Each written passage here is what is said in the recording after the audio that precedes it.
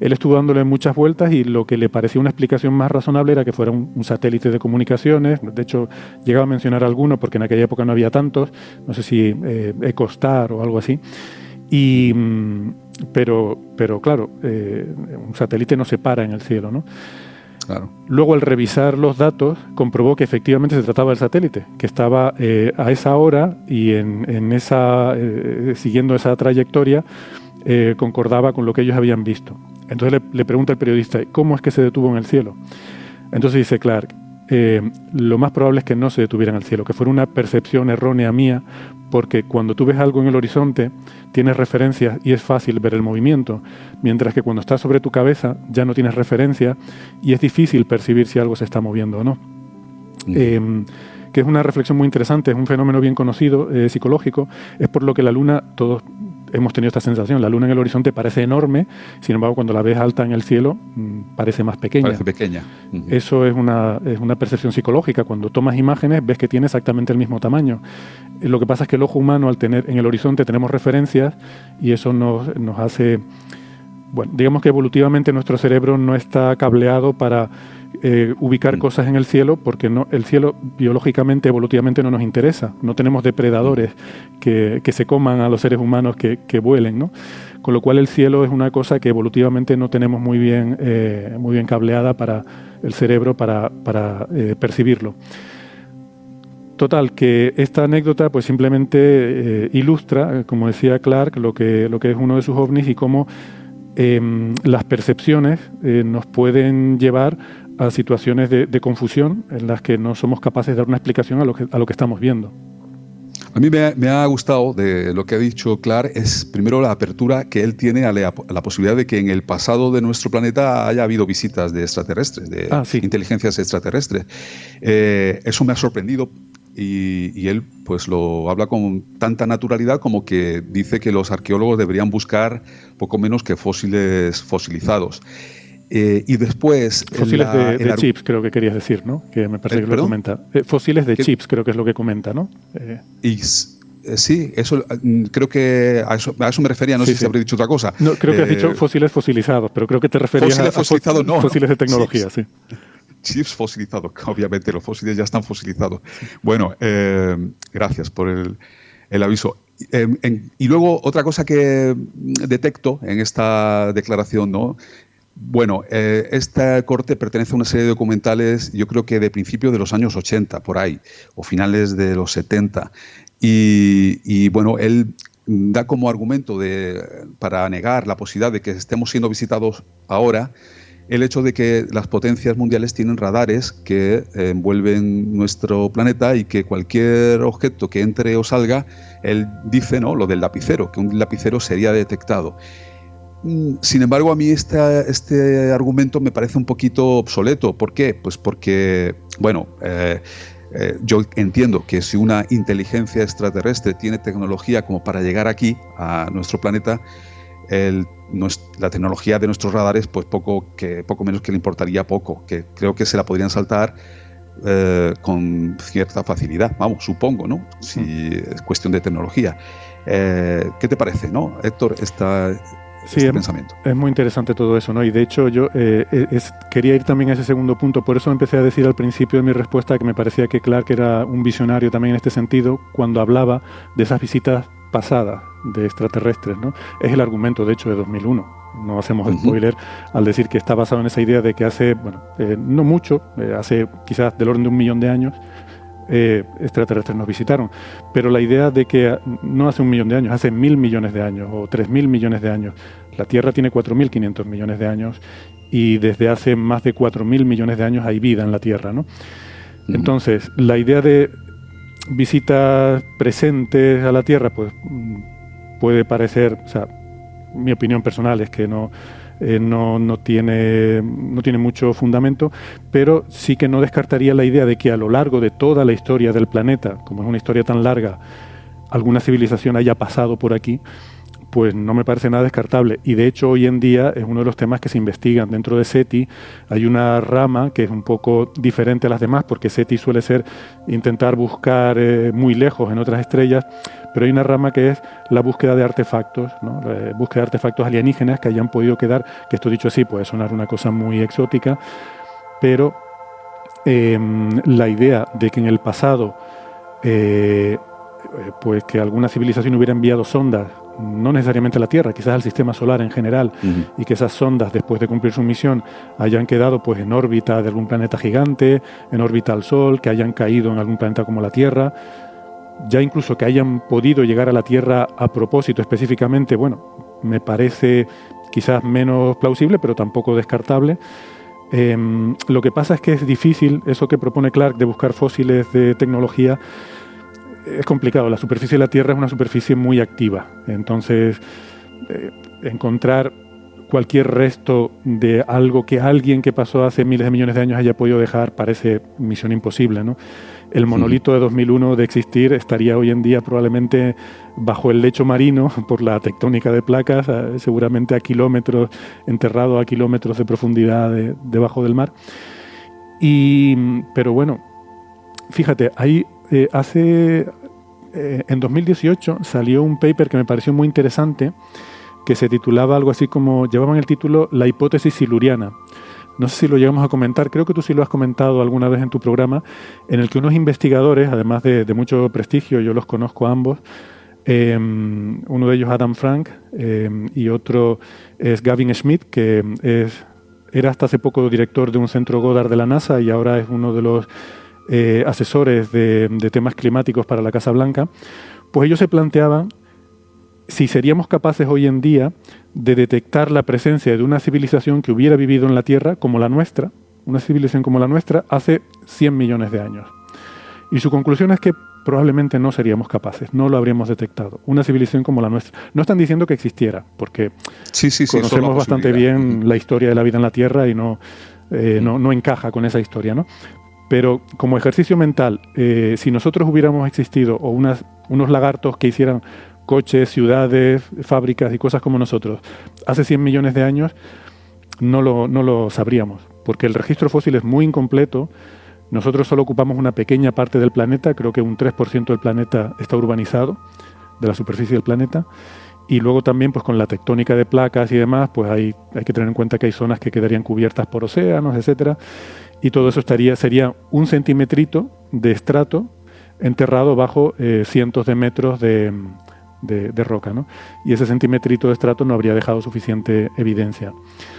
Lo único que sería detectable serían los restos de los test nucleares que hemos hecho, que darían evidencias en las relaciones isotópicas si pudiéramos encontrar microburbujitas de aire en las que poder medir la presencia de algunos isótopos que nos dirían que hay una composición isotópica un poco anómala que podría ser interpretada como debida a la producción de explosiones nucleares sobre el planeta, ¿no?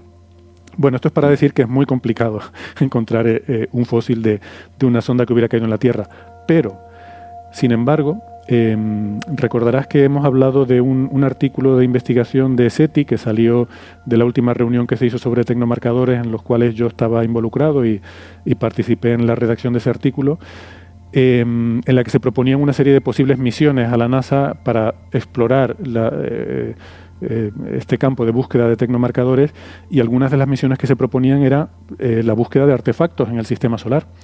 Por ejemplo, en órbita, que hayan quedado abandonados y capturados por los planetas gigantes, o en superficies como la de la Luna, que son superficies muy viejas, que llevan millones de años expuestas, donde quizás sería más probable que si algo se hubiera estrellado allí, pues quizás podríamos encontrar evidencia hoy en día de esa colisión, ¿no?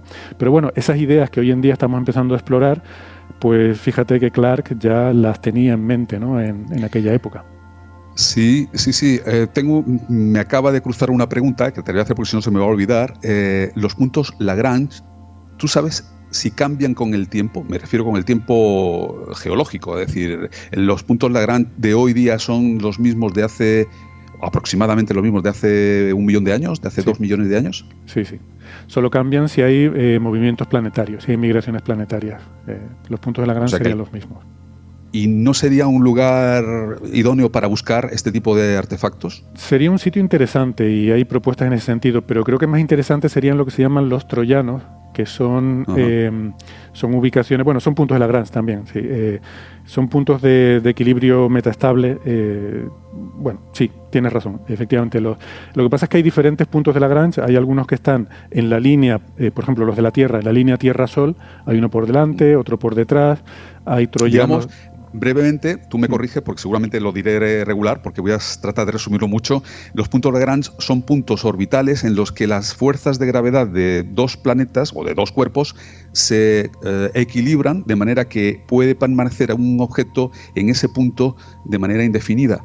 Sin necesidad de tener energía que lo vaya corrigiendo, ¿no?, su órbita. Entonces son puntos muy interesantes desde un punto de vista para situar, por ejemplo, entre la Tierra y la Luna, una estación intermedia, ¿no?, de paso, ¿no?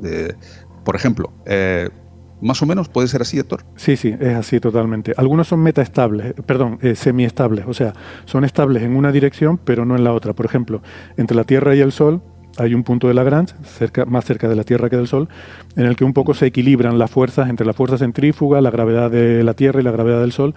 Entonces, ese punto es estable en la dirección a lo largo de la órbita. Quiere decir, si te vas un poquito hacia adelante, el punto tira de ti de vuelta hacia atrás, te vuelve a devolver al mismo sitio, pero si te vas en la otra dirección, hacia la Tierra, entonces tiendes a seguir cayendo hacia la Tierra. O si te vas hacia el Sol, tiendes a seguir cayendo hacia el Sol. O sea, son estables en una dirección, pero no en la otra, ¿no?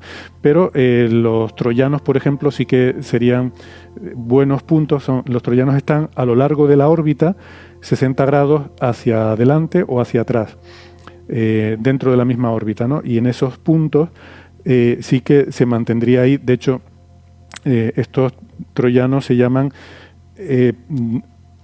en función o a raíz de que una serie de asteroides, unas poblaciones de asteroides que se encontraron en los planetas gigantes, particularmente en Júpiter, que se encontraban en esos puntos, ¿no?, a 60 grados hacia adelante y 60 grados por detrás de su órbita, y se les ponían... Con vértice en el Sol, ¿verdad? Sí, correcto. O sea, en la propia órbita del planeta, si consideramos eso, la línea desde el Sol hacia el planeta, pues te haces un triángulo, ¿no?, 60 grados por delante y 60 grados por detrás. Hay una zona ahí de equilibrio y esa zona en los planetas gigantes está poblada de asteroides. ¿Por qué? Porque son sitios estables y una roca que pase por ahí tiene cierta probabilidad de quedarse ahí atrapada, ¿no? De quedarse. Entonces, otra de las misiones que proponíamos en ese paper era ir allí a los troyanos a explorar, porque serían sitios, son cementerios de residuos, ¿no?, donde podía haber pescado. Es como una red que van los planetas gigantes extendiendo y podrían haber capturado ahí cualquier cosa que hubiera quedado. Me parece interesantísimo esa idea de explorar los puntos Lagrange y en concreto los troyanos, la zona de los troyanos. Esto me lleva a pensar en que Avi Loeb, luego entraremos un poquito más en esto del proyecto Galileo, pero tengo entendido que ha dicho que va a ser el primero que va a buscar este tipo de artefactos en el sistema solar, y ya veis que no es así, ¿no? Que tan cerca como un astrofísico español ya ha propuesto, junto con otros, que se explore esto, y no ahora, sino desde hace ya algunos años, ¿no, Héctor?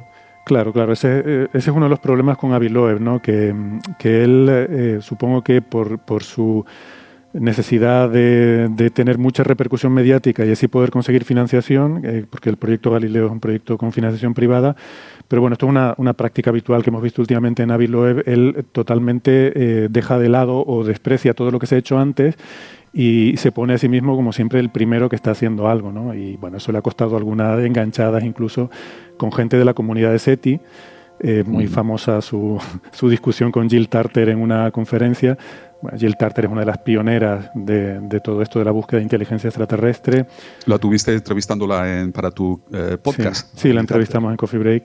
Jill Tarter, para que la gente quizás le suene, la película Contact, basada en la novela de Carl Sagan, la protagonista de Contact, la doctora Ellie Arroway, ese personaje está basado en una persona real que es Jill Tarter, ¿no?, que es una persona que ha dedicado toda su vida a la búsqueda, en este caso en la búsqueda de señales de radio de otras civilizaciones, ¿no?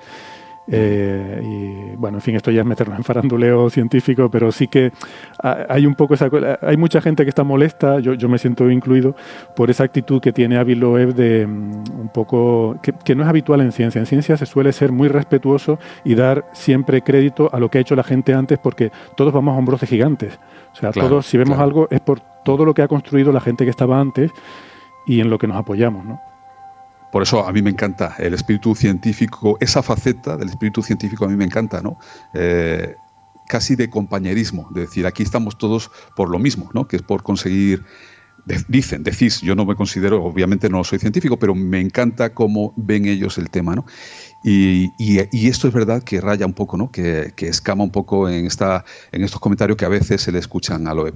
Bueno, no quiero entrar todavía en eso, vamos a dejarlo para el final y vamos a escuchar qué opina Stephen Hawking sobre el asunto de los ovnis. Vamos a ver un corte. Es posible, ya os aviso, que en YouTube, si no me permite YouTube subirlo al final, pues veremos a la comandante Aida que nos lo va a leer, pero estoy seguro que en el canal de iVoox, en el canal de podcast, sí que podremos poner el corte original, que pertenece a una serie de documentales que se llamó El universo de Stephen Hawking, y esto creo que estaba en el capítulo 4 y es de la BBC, ¿vale? Estas son las referencias que puedo dar. Bueno, a ver qué nos dice Hawking, qué opina sobre el tema de los ovnis. Los agujeros negros son una notable predicción de la teoría de Einstein que parece haber cobrado vida gracias a las observaciones. Pero la teoría puede ofrecer posibilidades todavía más extraordinarias, como tránsitos intergalácticos rápidos o viajes en el tiempo. Si es así, ¿por qué no nos visitan alienígenas o turistas del futuro? Por supuesto, algunas personas dirán que han sido visitados, y eso es lo que son los ovnis. Pero creo que este tipo de contactos serían mucho más evidentes y probablemente mucho más espeluznantes.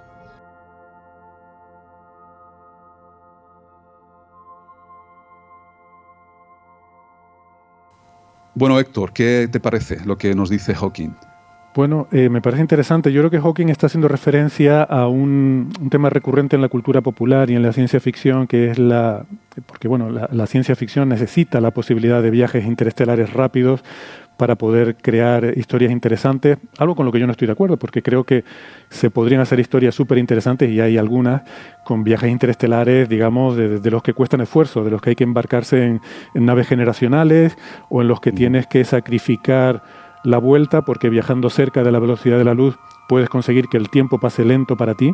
La relatividad te permite ir a cualquier sitio, porque el tiempo pasa lento para ti, pero lo que no puedes es volver y encontrarte el mundo que dejaste, porque habrá pasado. El precio a pagar es el tiempo que tienes que tiene que transcurrir en el sitio que has dejado, ¿no? De origen. El sitio de origen. Se me ocurre como paradigma la primera película de Charlton Heston como protagonista, El planeta de los simios. Que efectivamente, sí, es muy... Me encantó, ¿no? Con su famosa escena final y no vamos a hacer spoiler, pero muy recomendable, ¿eh? Si no la habéis visto, dejaros de modernidades, en este caso, que no han mejorado la historia. Y la primera, la de Charlton Heston, la primera, El planeta de los simios. Luego Charlton Heston hizo una segunda parte que no es buena. Quedaros con la primera y no hace falta ver más. Sí, Regreso al planeta de los simios se llamaba, ¿no? Sí, esa es la segunda parte. Mejor no. Sí, yo creo que cuando el título de una obra es Regreso a... Lo que ponía en la primera parece que es más bien nostalgia de los que la hicieron que realmente tener algo interesante que contar. Yo sí, creo que ahí queda muy bien reflejado eso. Vamos a no decir nada más para no spoilearlo, pero creo que existe un poco esa idea de que debe haber atajos, y los agujeros negros y los agujeros de gusano, sobre todo, es algo que se ha especulado originariamente dentro de la propia física teórica. Luego ya nos hemos ido alejando de esa idea porque hemos visto que no funciona. Y creo que Hawking, como físico teórico, pues quería contraponer esa idea quería refutar esa idea que hay en la cultura popular, diciendo, si esto fuera posible, si realmente existieran estos atajos, pues estarían continuamente apareciendo y desapareciendo gente que viene y va a diferentes sitios.